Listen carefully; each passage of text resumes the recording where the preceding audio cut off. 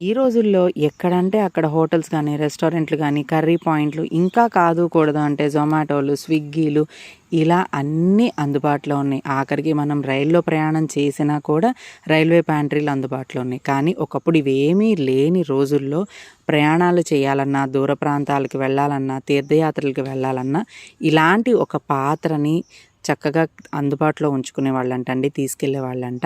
చూస్తున్నారు గదా! ఒకే ఒక్క పాత్రలో ఎన్ని రకాలు సాధారణంగా మన వంటకి కావాల్సినవన్నీ కూడా ఒకే ఒక్క పాత్రలో ఇమిడ్చి దీన్ని తయారు చేశారంటండి. ఇలాంటివి చూసినప్పుడు మన భారతీయుల నైపుణ్యం ఎంత గొప్పదో అర్థమవుతది.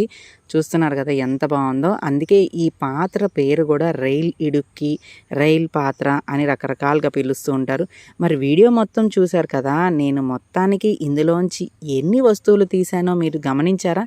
గమనిస్తే తప్పకుండా కామెంట్ సెక్షన్‌లో మెన్షన్ చేయండి. చూద్దాం ఎంతమంది కరెక్ట్‌గా చెప్తారో.